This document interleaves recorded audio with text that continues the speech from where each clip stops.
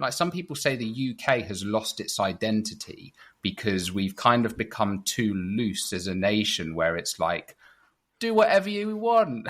And now it's like, well, what is the UK? What is our identity? What are our cultures?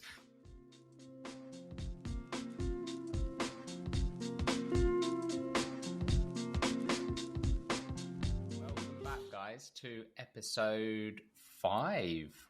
You sure it's 5? Or is it? No, it's episode 6. It's not 5. Oh my God. Episode 6 of the This Could Be Something Interesting podcast. And this is a really exciting one today because we are joined by Basayo, who is a content creator and YouTuber who creates amazing content around cultures. And I think it's a really important area, which is highlighted by, I mean, you've got nearly 100,000 combined followers now, right? Across your socials. And it kind of shows how important of a topic it is, right? People want to know, they're curious to know about cultures, right? People love to kind of find out about this stuff and these cultural differences. And I thought that was a good place to kind of start actually with, for you personally, why cultures? Like, what was the fascination for you about exploring cultures and kind of creating all of this content around cultures? I think we had this conversation before, yeah. And I would say it all started like when I was much younger and growing up in Nigeria, being exposed to my own culture, which is the Yoruba culture. And I was very curious about other people, about how people live their lives, about what people eat, about people's ideologies. And then when I left my country and went to China, I got exposed to a different culture. And then I realized that, oh, you know what? I feel like many people do not know about other cultures because I had no idea about the Chinese culture before I left my country. And so I created this platform. I mean, it's a much longer story, but I'm just trying to make it all summarized. And then I chose to start my own channel to educate people about cultures in different forms possible. So through food, through travel, through conversations, and any way possible. Yeah. Mm-hmm.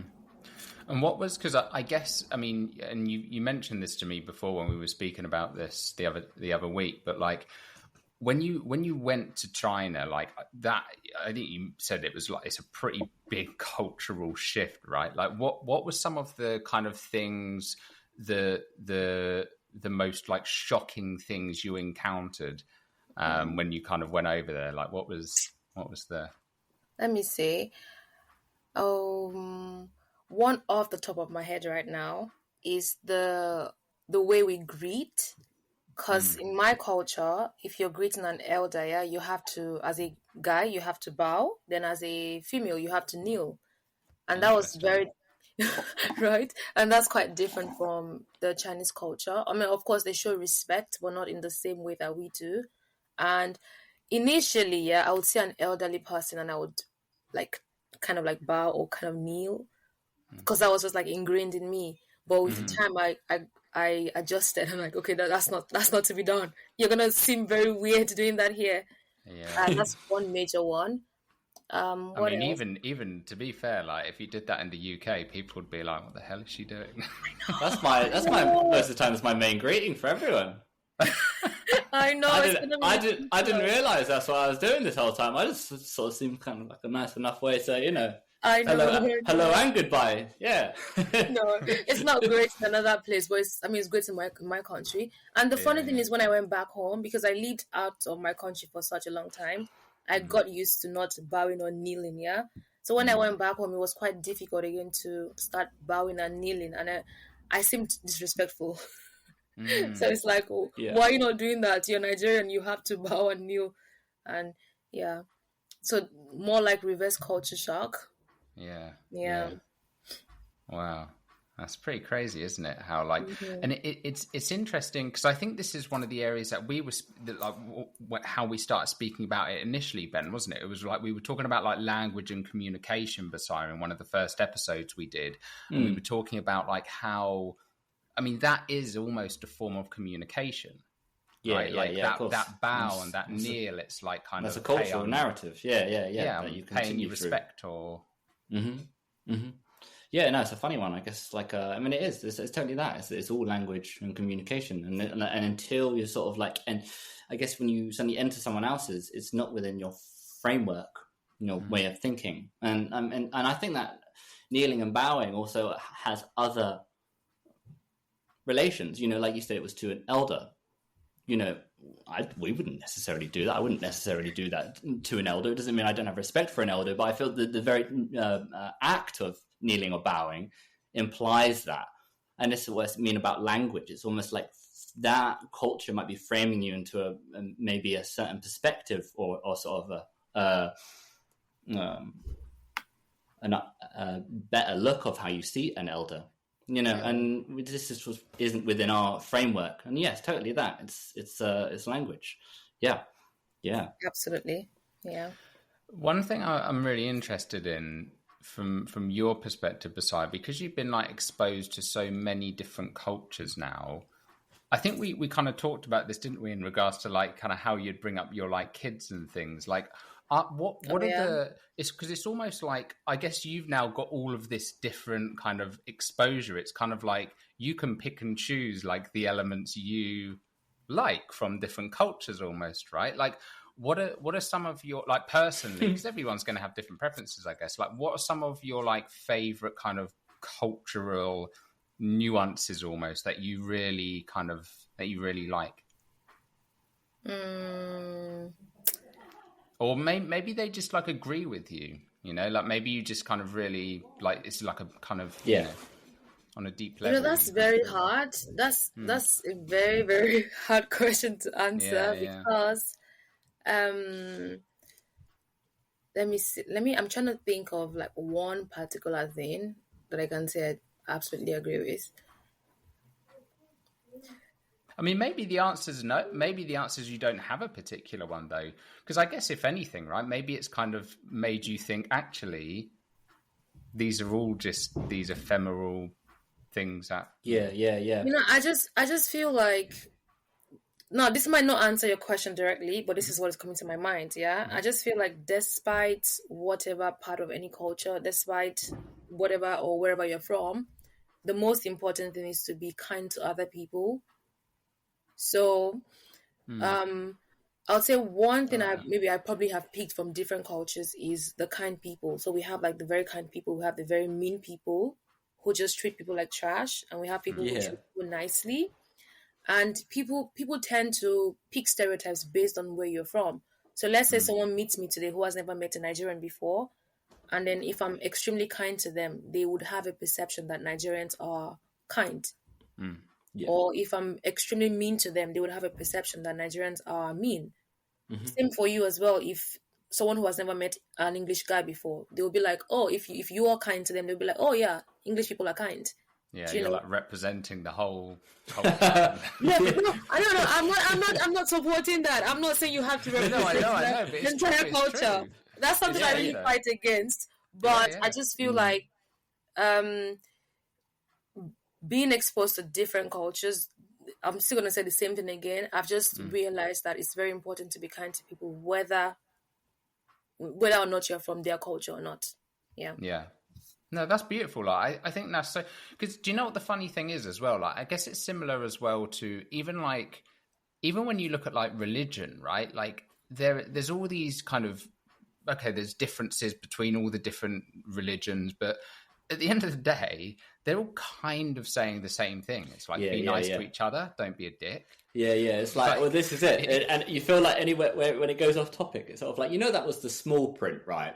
You know, it sort of like says, "Hey, gay people." That's like really just don't look at that. Like, there's a basic underlying message, which is just be kind, and I think it's absolutely that is this underlying. Yeah.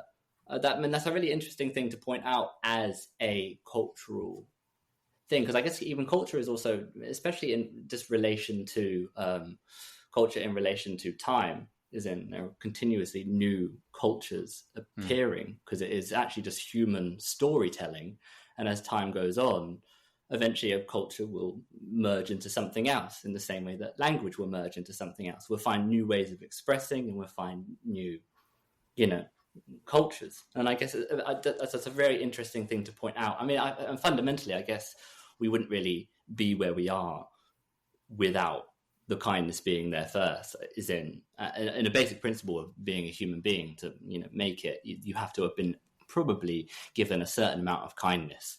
You were fed, you were given water. These were basic things. We wouldn't be where we are if we weren't given the basic principle of kindness. But that's a very interesting one to point out as a cultural behavior underlying all of them, I guess. Yeah.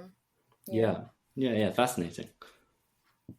And the thing is that when you think about cultures generally, it's just the way a certain people live their lives, right? So let's say someone from this region of the world lives this certain way, and then someone from another region of the world lives another certain way. Still doesn't mean they're extremely different people. We are all innately the same. It's just we've just been separate, or should I say divided or separated by the way that people have done things across many years, and then that's how we form our beliefs now. Yeah. And back to the question you were asking about, if I have kids, what would I didn't really get the question, but I want to answer something related to that. If I have kids, what am I going to pass on to them? Like, what have I picked from different cultures? Is that even if, how do you say, different groups of people or different groups of, I'm finding the words to use, or different ideologies are just to separate people. So now you mentioned religion, right? And you also said that if you check the major message they're passing along is like, just be kind to people, don't be a dick to people, and all that. I would say that I would try to pass along to my children that the most important thing to remember is we are all human beings, regardless of however you've been taught to live your life, regardless of however your culture or your upbringing has taught you to think. So if you take different groups of people, you take male, you take females, you take Asians, you take blacks, you take whites, or you take gay people, like, we are all human beings, regardless of however we believe or whatever we believe. So it's important to relate to people based on their humanness, as opposed to based on where they're from. Yeah. Do you think you would have that if you hadn't been exposed to so many different cultures and countries? Do you think you would have that same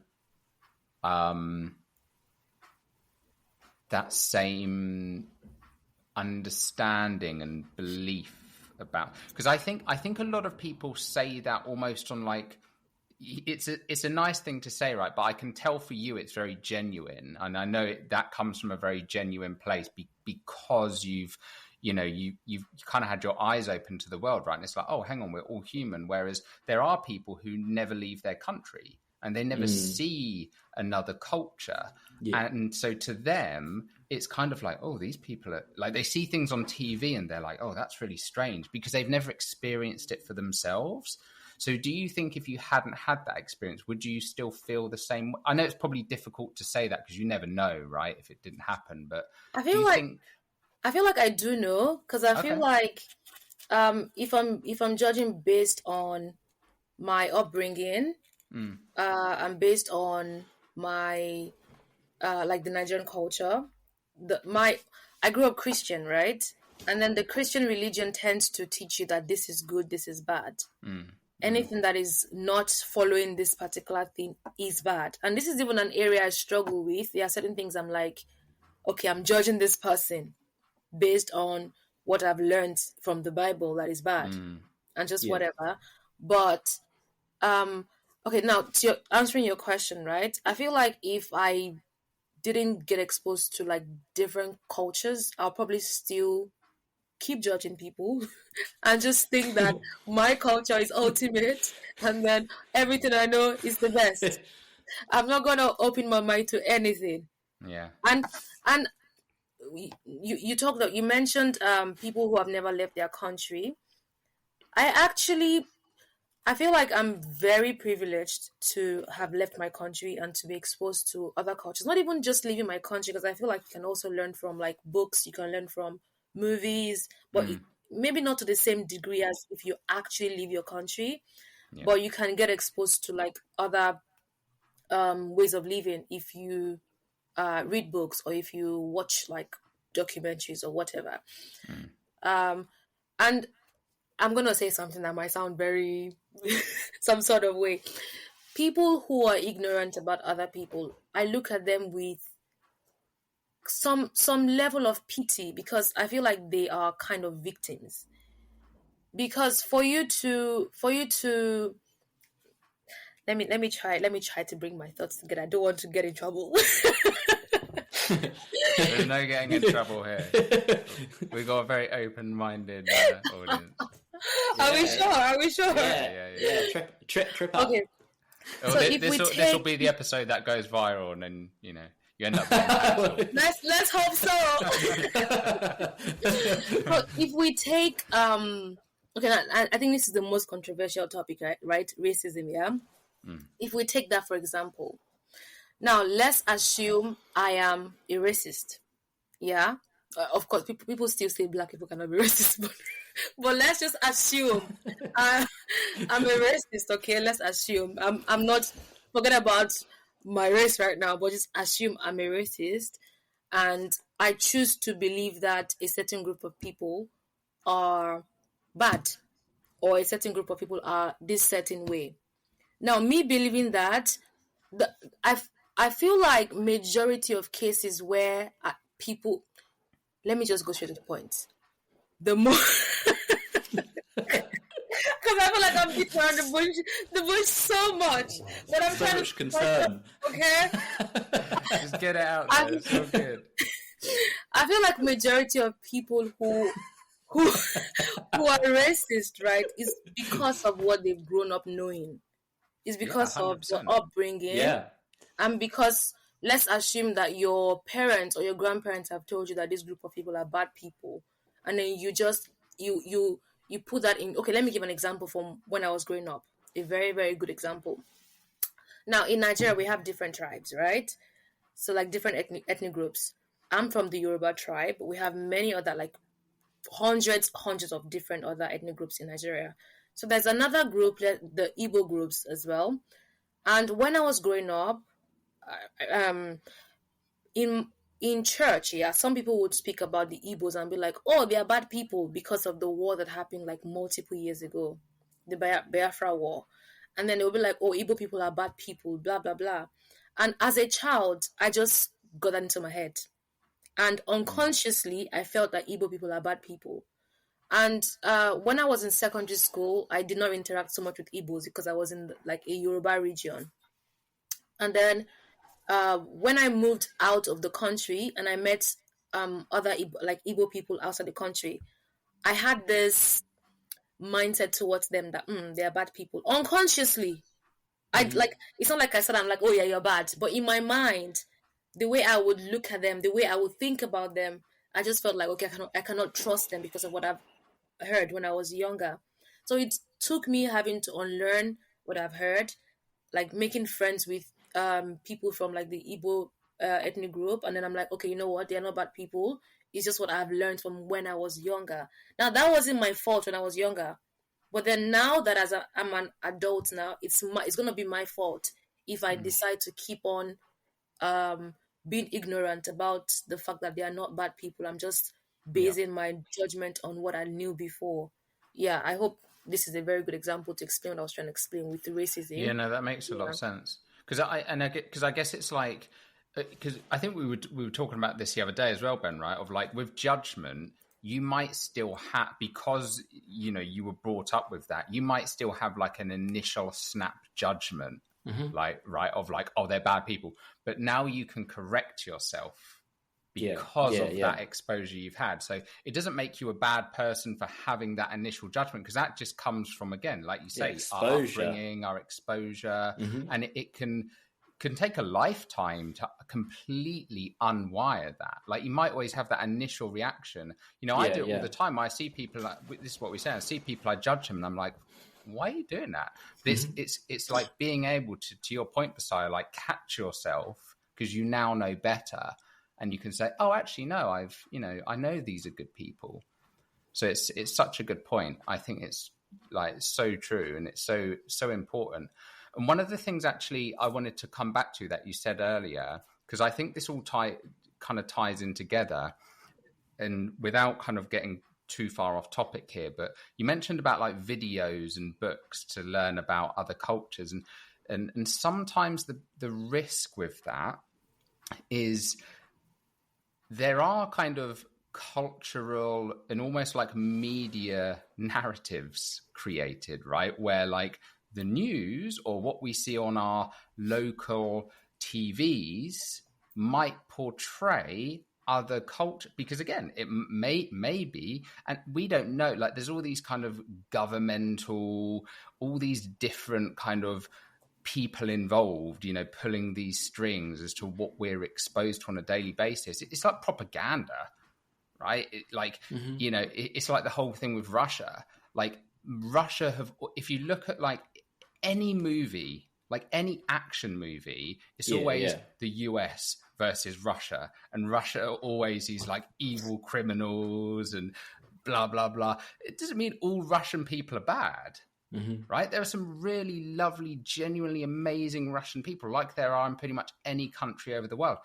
But it's almost like we've been brainwashed to kind of like thinking, oh God, these Russians, you can't trust them. They're all like criminal mastermind hackers, and, and it's terrible, right? When you think about it, like, and I think that comes back to your point as well of like how valuable it is to actually go to get to connect with these other people in real life and be like, oh, these are like, just like they're like me. Yeah, and I think it's that continuous kind of categorizing, isn't it, in language?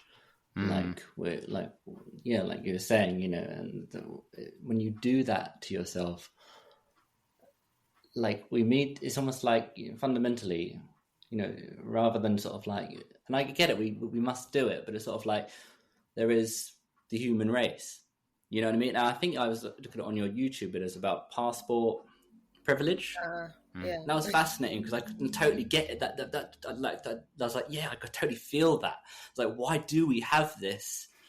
Because technically you're not really born on that country. You're born on Earth, and like that's where you are really. Like, and then we created this idea, like, no, this is where you're a product of the Earth. You're really a product of the Earth, not location. And that is totally just created, and we're told that, and it's sort of like. It's just I guess this continuous categorizing into country, into ethnic belief, into descriptive terms, when we need to recognize that fundamentally we're all just sort of, it is kind of simpler than that, if you know what I mean. You know what I think is very universal? I think money is very universal. So if now we just talked about passport privilege, and then we talked about like borders and everything, but money is not restricted by borders. If you look at from history, people who actually made all these divisions with borders and like with race, the color of your skin, how you sound or whatever, they are people with money, and then they are not categorized into these places. They are they just categorize people so they can get more power, which is money, right? So I think it's very interesting and crazy at the same time. Yeah. Money is I mean, that's a serious control factor. Suddenly a lot of the other restrictions go out the window. Almost the original restrictions through cultural framework and suddenly be thrown out the window. You can do what you want. Yeah, that's very true. It's wild, isn't it? Yeah. What do you think, Basaya, about because the other thing you mentioned earlier as well, in terms of like how you're brought up with like with your religion? Did you say you're a Christian upbringing? What do you think like culture and religion, are those two things like inextricably tied, do you think? Like, is that even part of the same thing? Like, are they... Because obviously religion, in one sense, it kind of transcends cultures, right? It's kind of very cross-cultural. But do you think like that there is also an element where it's quite deeply tied to religions as well? I feel like it should be tied to religion. I mean, culture should be tied to religion, because if you check from like the Bible days, many of the cultures fit also, no, rather, the religion then fit into their culture, right? But then like now in this modern day, people try to bring religion, let's say Christian religion, right? They're trying to do things that the Jews and whatever did, and trying to bring it into the like modern religion. So let's say African religion, African cultures, you're trying to force certain Christian ideologies on African religions that would not, on African cultures rather, that would not make any sense. Right. I feel like okay. Let's also take the Islam, like Islam religion as well. If you look at I saw a video where some African Muslims, like, they are confused about, are they Arabs or are they Africans? And I'm like, why should you even be confused? Like, but the confusion is based on religion. So because like religion has how do I say? I'm trying to drive my point somewhere, but it's difficult. So we have to break down slowly to get there. I feel like because now, I don't know the history of Christian religion. I don't know all the history of Islamic religion, but I do know that some were not, like, it wasn't all over the world before it was brought from a certain part of the world into another part of the world, right? And then during that process, they try to strip the culture of those people away and then just like force the religion on them. And I feel like that has like done a lot of damage in terms of people maintaining their cultures and then people just going with religious things. Yeah, that's what I would say. Yeah.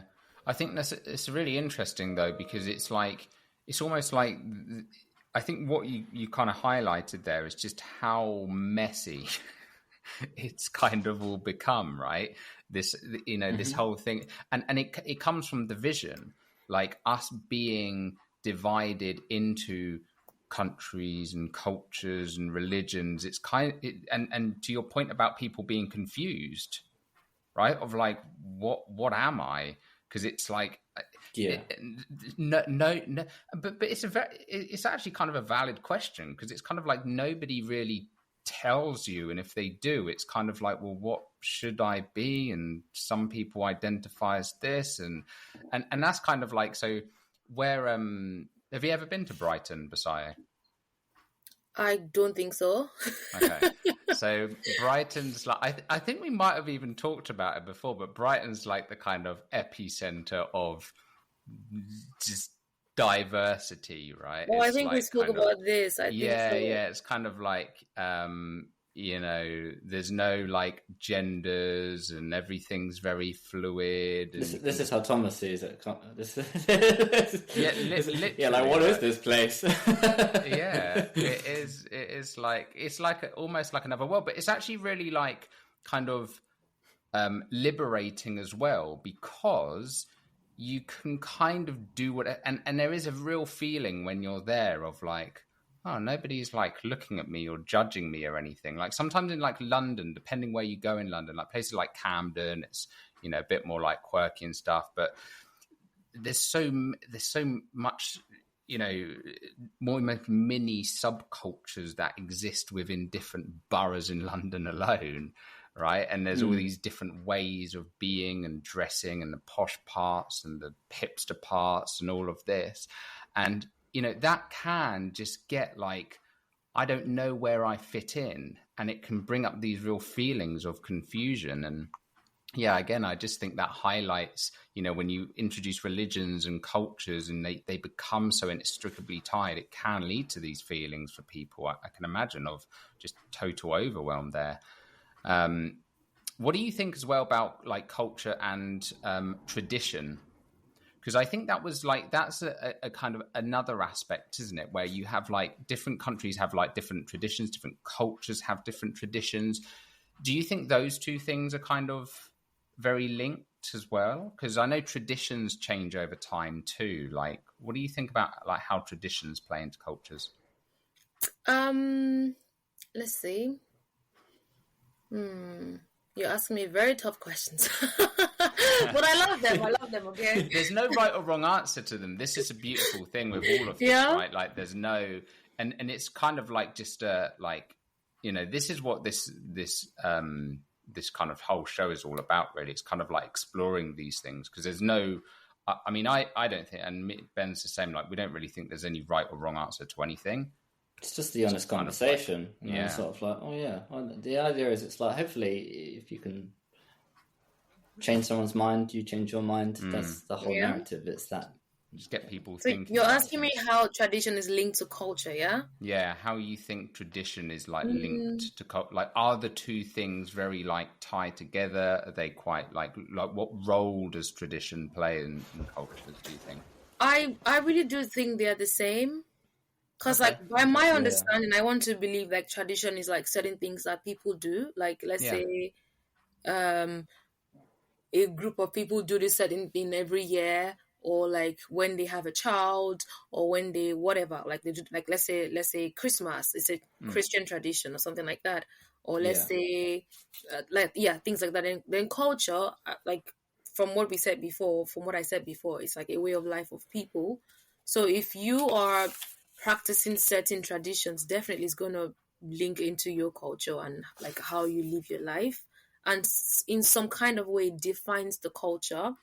And I feel like people get so tied up on traditions and not wanting to change them, even though you mentioned that, I mean, these things change over time, but I feel like people just try to take them through many years, and then okay, let's say a certain generation starts a tradition, right? And then after 10 years, 20 years, the first generation understood why they started it. But now the next generation do not understand why it's there. But then they just blindly take it up as their own culture. Yeah. When I feel like in real sense, they should reevaluate and see if it's still working and see if it's still serving them for the best. If not, then just change things up, really. Yeah, that's a really good point, actually, and it's a real shame because sometimes, like, even I've seen traditions and I've been like, "What the hell is this? This is just weird." and then you learn about the history of it, and you're like, "Oh, that's actually really nice. Like, that's a really nice tradition." But otherwise, I would have just been going through the motions, and then we don't even recognize what the storytelling is about. Yeah. I think we do it all the time, and I guess it's like the kind of there's a side to it with, you know, like, I guess culture in relation to time, you know, time goes, like you were saying, time goes on and new cultures appear. And I guess it's this kind of thing of also, I don't know if culture is necessarily anyone's friend. It's just... Sorry, I didn't get you. I don't necessarily know if I think that culture is necessarily anyone's friend. It's just something that we're born into. And this is something we've got to maneuver around, and it's almost like we are almost victims of it as much as it is intimately part of who we are, and the way that we see the world is sort of we also have a kind of a responsibility to mirror it or reflect it in a positive way. Right, because you're going to be given it regardless. It just comes out in the way that we speak and the way that we react with others, and then I guess as the way it translates over generational time passes, and I guess exactly that, just going through the motions. And I guess it's sort of like how can we maybe look at how can we look at traditions, look at culture, and go, okay, this is a bizarre thing we've been doing for a while.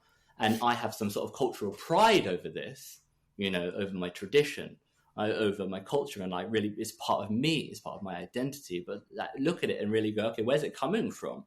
And most of the time, I guess a lot of us are probably lost. We're lost in maybe the initial narrative behind a lot of cultures. This isn't to say that, there's anything wrong with them. I guess it's just sort of how can we honestly reflect what's currently there in the first place. Do you know one of the things that I've been thinking though, like like from everything you've said so far, Basaya, like with your journey with kind of cultures and exploring them, it's kind of like they can be like a prison for some people, or but they can also be like an absolute joy, and similar to what you're doing now, right? You just enjoy the process of exploring cultures because it's fascinating. Yeah, it is like it's super fascinating, and it's kind of like, I think the thing that I was thinking, Ben, is like, it's kind of like there's two sides to it, right? Again, it can either be a prison or it can be a joy, depending how you look at it. Like if you end up being trapped by your culture, then it does become a prison. But if you can explore cultures with an open mind, then it becomes this like really exciting thing. Because I almost think like if you were like, right, we're not going to have any more cultures,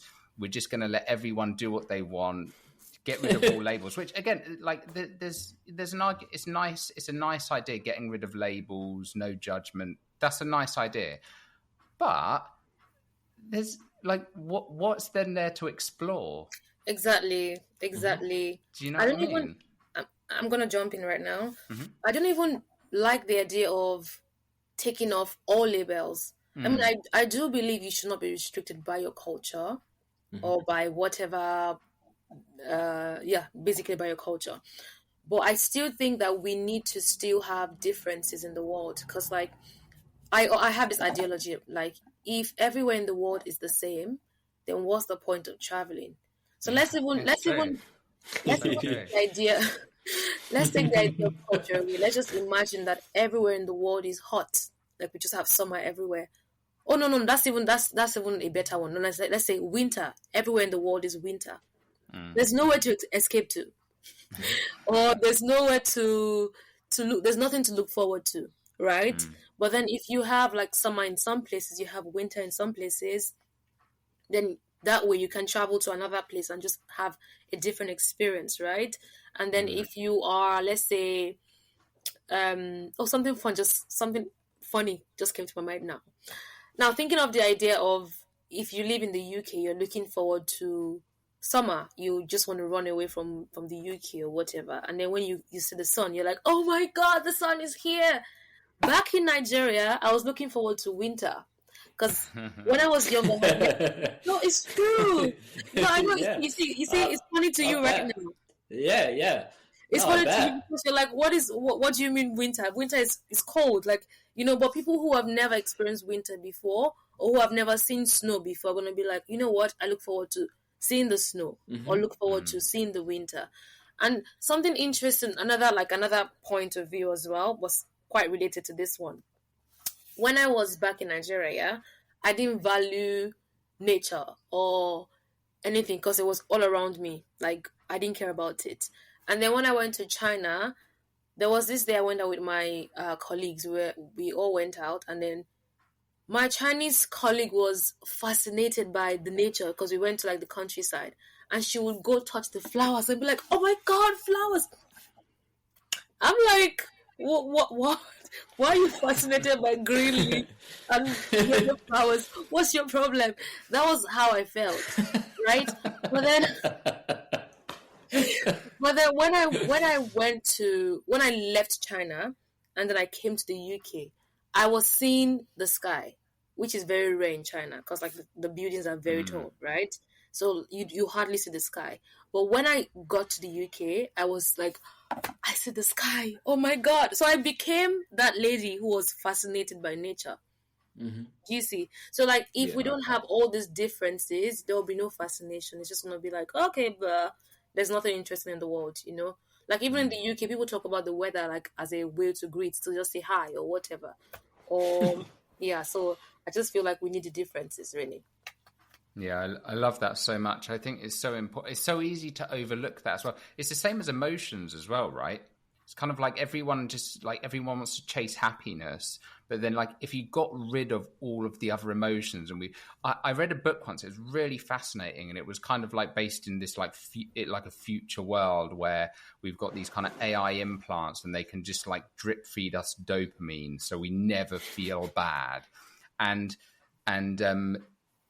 like the people were like, they were having this weird like existential crisis of like, I feel so happy, but I really want to feel something else. Of like, do you know what I mean? Because it's like there's no difference anymore. Like, you're happy all the time, but you're just happy all the time. And I think like as humans, we're just weird, right? Humans are weird things. Like I think we need difference, and there are these like kind of perceptions of like, oh, it's bad to be sad, or the rain is bad, or this is, and I guess to your point, Basaya, about like, you know, the winter and the summer, and you know, for the UK we just want the sunshine, and you know, for someone who's always exposed to sunshine, they want the rain. And it's the same with our emotions, it's the same with travel. Like it's such this like beautiful kind of it's like an equilibrium, right? It's kind of in this perfect harmony that we don't necessarily see. We always want something else, but I think it's so important that all of these different things exist. So I think that's a really interesting point, isn't it? Because it's very easy to be like, oh, screw all the labels, get rid of division's terrible, but it's not. It's just how we approach, you know, that division, and how we handle it. And that's where the problems come in. Like to your point about the whole kind of you know, passport privilege and stuff, that's where I think there's issues. Doesn't mean we shouldn't have passports, but hey, let's give everyone access so they can travel, you know, the same kind of access, but still have borders and things, because in a way it's exciting. Right? In a way, it's exciting to be able to I guess jump on a you plane go to another country and you're like, I'm in another country right now. Yeah. And that feels nice because you know that it's a different place. Yeah, that's an interesting point. I mean, like, I guess. Absolutely. Yeah. I mean, I'm not saying, you know, it should just be like, it's just going to be Earth, next up, Earth. And then you just, you know, where am I? I don't know, it's just all the same place. But yeah, I mean, no, that's a very good point. I mean, I guess it's like you know, the value of something being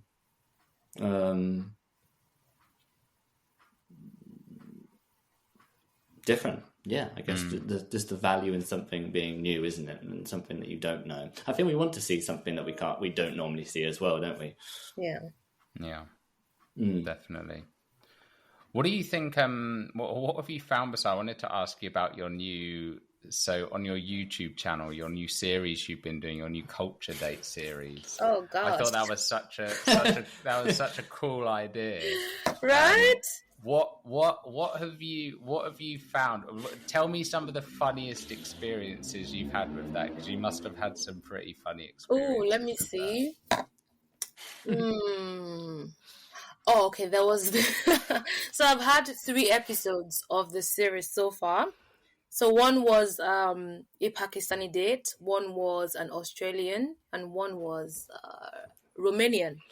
Yeah. So I find there are bits and pieces of interesting facts that or moments in each episode. So for the for the Australian date, I was fascinated about the fact that people actually walk barefoot. And then, like, after the date that day, I went back and when I went to search on YouTube, I'm like, oh, is this true? And then, true. So people actually walk barefoot, like, even on main roads. Like, I'm like, oh, that's interesting. But then it's not a bad thing, like, when they do it. You get, like, to them, it's not bad. They're convenient doing it.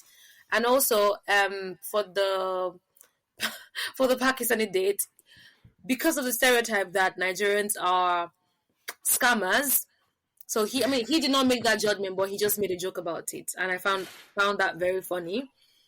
And for the Romanian, I found it interesting that they have a happy cemetery. So it's like a place where, everyone knows a cemetery where you bury people, of course. And then like on the, what's that thing called? On the person's name, whatever, they write how the person died. Yeah. Did you say stone? Headstone. Headstone. Okay, I thought you said okay. Yeah. On the headstone, they write like how the person died, but in a funny way. So I find it quite interesting because it's like, okay, no, you're not too sad, that the person has died. You just I like that. Try to find I like humor that. in it. Yeah, it's quite interesting. Yeah, That's and I look really forward cool. to having you. Yeah, Amazing. it's gonna be good. It's gonna be fun. I bet. Are you ready with your ingredients? I'm not, but I will. I'll get this. Well, please be. I will, because otherwise it'll be a disaster. I know. I'm looking forward to it. Really looking forward to it. Because I've been dreaming of making English breakfast. I mean, I've had one before, but I've never made it myself. Mm-hmm. So it's going to be interesting making it together. Yeah, definitely. Yeah, for context, so we're going to do a culture date and we're going to make an English breakfast. And I said to Basaya, well, it might not go very well because I hate English breakfast and I hate greasy foods. So I don't know how well it's going to go. It's not too complicated. It's not that inspiring as a meal. No, exactly. But we've come to a compromise where it's going to be like a half Nigerian breakfast and a half English breakfast.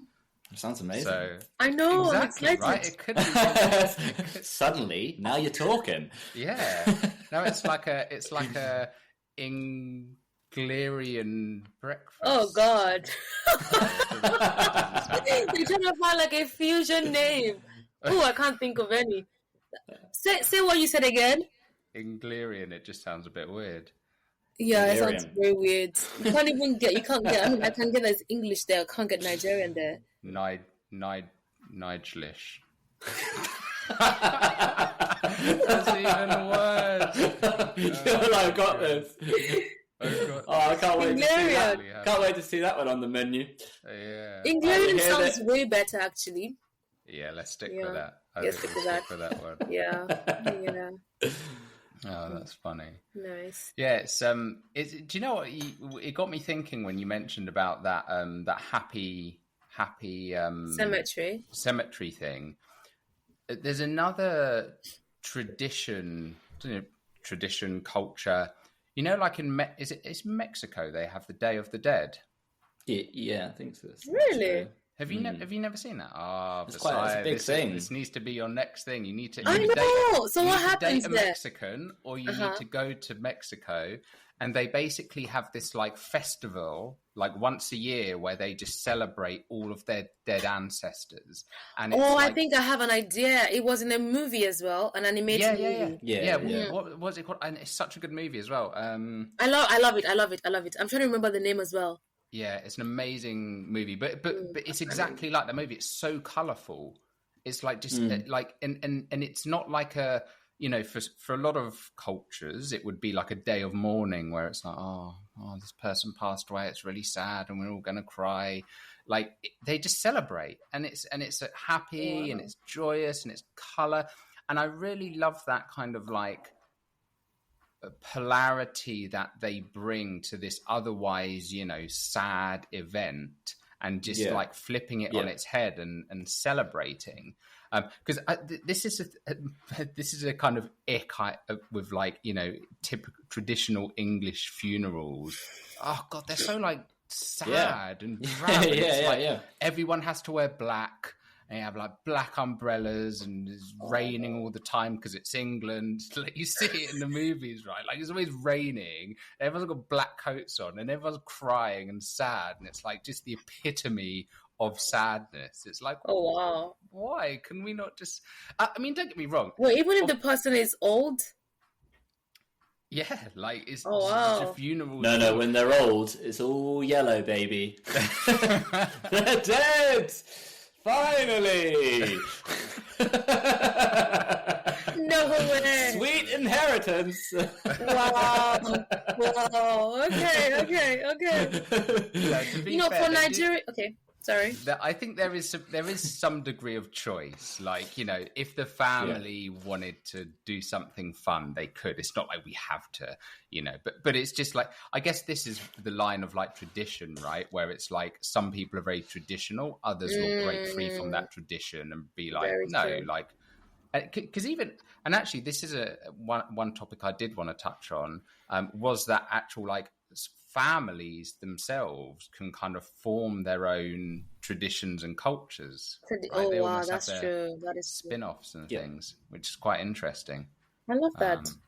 Yeah. I want to come back to that. What you were going to say something, and I kept waffling on what you said. Yeah, I was going to say, for Nigerian funerals, yeah, if the person is quite old, like a grandparent or something, it's usually like very colorful and very like what's it called? They marry, they actually dance, they have loads of food. People travel far and wide. It's a big party. But if it's like a younger person, then it's like a small, sad ceremony. But usually Nigerians celebrate. Nigerians party. Find every means to party. I guess that kind of does, like, it would be pretty hard to kind of party over a dead child. I know. Yeah. No, I mean, that makes sense. Of course, it does. It's a celebration of a whole life. Yeah, a whole lifetime. Younger is exactly the loss of what they didn't. Yeah. That makes a lot of sense. Yeah, that does make. I really like that. Actually, that's a really nice way of looking at it. Yeah. But yeah. So I want to come back to that kind of that piece of like almost kind of breaking away from cultures and traditions, because that it is something I see quite. I think you are actually seeing this. Like, I don't know if you'd agree with this, Ben. I feel like in the UK in particular, there are a lot of people who are kind of breaking out of traditions and cultures and kind of like creating their own family traditions or their own, family cultures and things. Have you noticed that?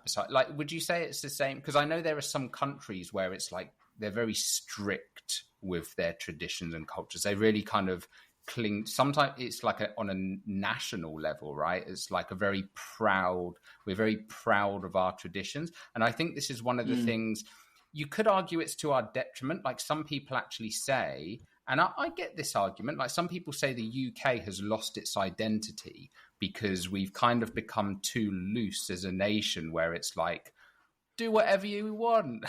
And now it's like, well, what is the UK? What is our identity? What are our cultures? So there's almost then this kind of, is that a good thing or is it a bad thing? Like, it's weird, isn't it? It's a tricky. What are your thoughts on that? Do you think I think there's probably a balance somewhere, isn't there? Do you know, like, when we were just talking, I was about saying, what is the English culture? I do not know. I have no idea. I've been in the UK for how long now? And I have no idea what the English culture is. Because, I mean, if you compare to China, if you ask me about China, I can give an idea of what Chinese culture is like. Because you are, how do you say, you're incorporated into the culture. You can see the culture everywhere. But for UK, it's like, I'm just confused. What is the culture? Because I mean, I do understand that it's a very mixed or very diverse place. So different cultures tend to like, how do you say? Congregate. Exactly. Yeah. And then people, let me see. Now, this is me almost trying to explain why it might be the case of the UK identity is lost. But this is not a final answer. This is just my thoughts, right? I feel like because there are many cultures. You remember when we started this conversation, you were like,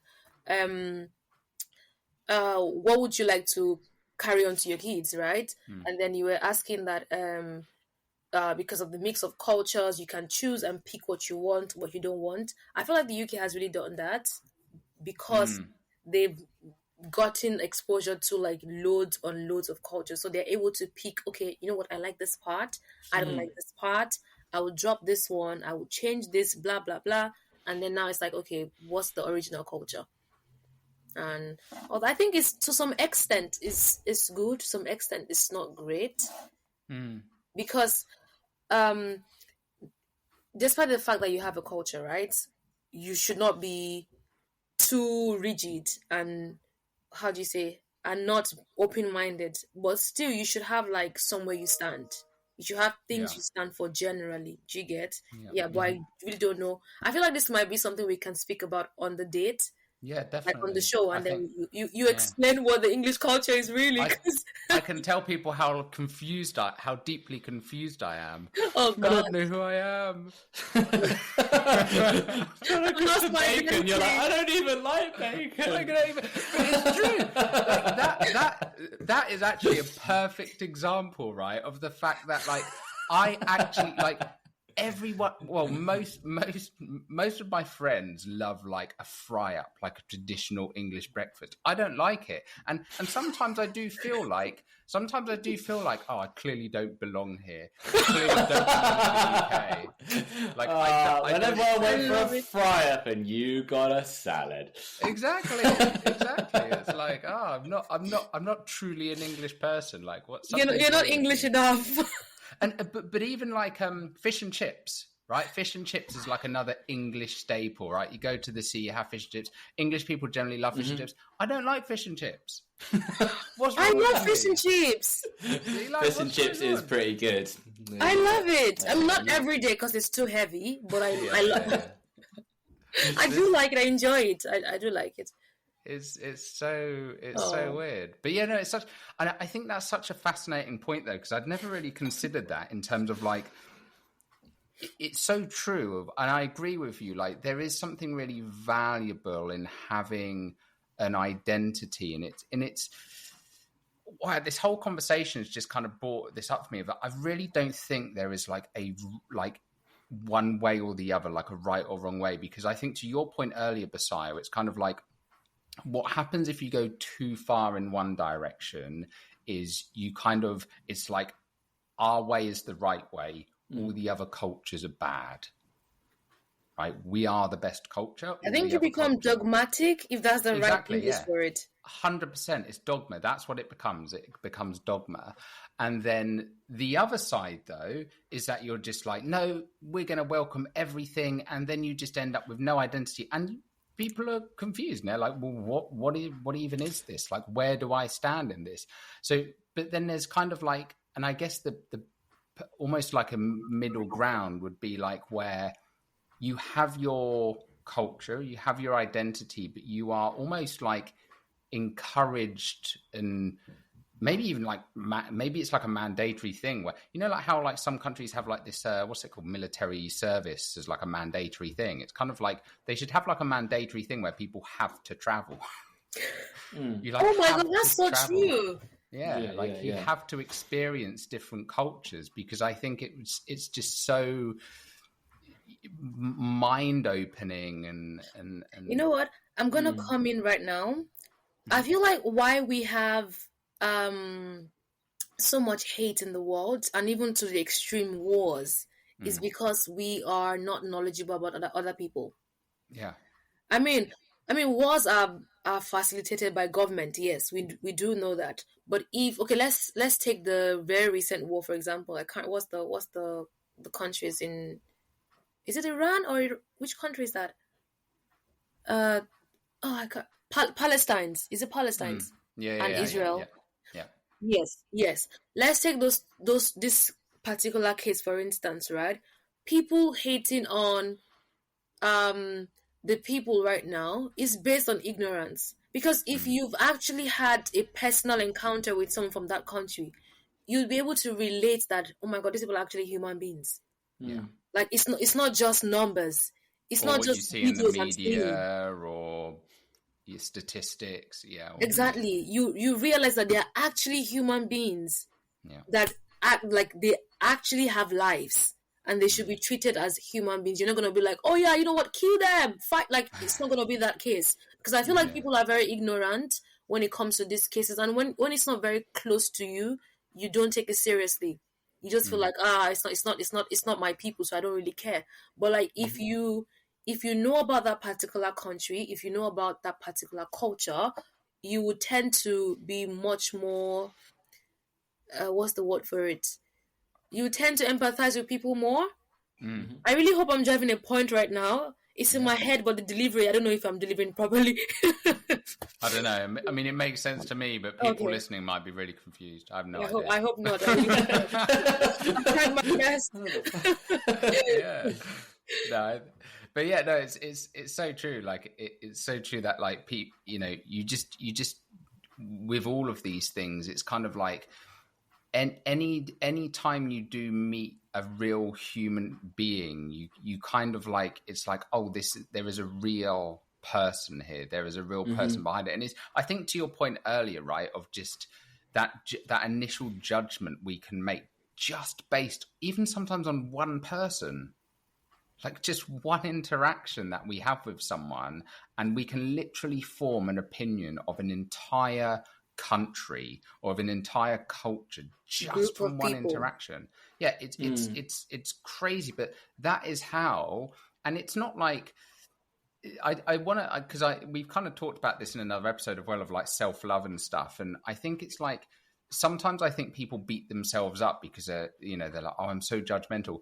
It's just the human brain. It doesn't make you a bad person if you do that.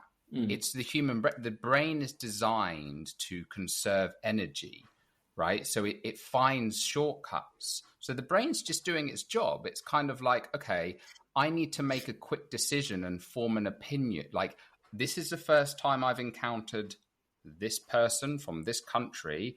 I need to form an opinion here to protect myself, to, it's trying to be efficient. It's not that you're a bad person. Yeah. So bullet pointing, descriptive terms, isn't it? Exactly, yeah. But then it's up to you to kind of apply the nuance to that and say, okay, this is just one person. This is just one encounter. This is just one thing. And, then you kind of have to take it on yourself almost to do those things, to explore those other countries, to explore those other cultures, because there's so much beauty in all of them, that we just don't know about. And I think that's one of the amazing things that you're doing with your channel, Basaya. I think it's so important, and I'm so glad you do it, and I'm so happy it exists, and I'm so happy that you're building a following on there, because I think it's so important for people to see, to be exposed to this, because through you, they can, people that might not otherwise be able to travel, you are able to kind of give them that experience that they wouldn't otherwise see, right? Yeah. This kind of thank you so much. This unbiased experience. So for anyone listening, like, if you haven't already, look up Basaya you're on what, TikTok, Instagram, YouTube. And YouTube. It's under Basaya AD, right? BUSAYO space AD. She's got some really, really awesome content. And also you can check out the latest culture date with the Inglerian breakfast. Amazing. Looking forward to it. Awesome. That's so nice. Cool. All right, amazing. Well, thank you so much for coming on, Basaya. It's been super fun. Thank you everyone for listening. Yeah, amazing. Thank you. Yeah, wicked. Cheers, guys. Thank you.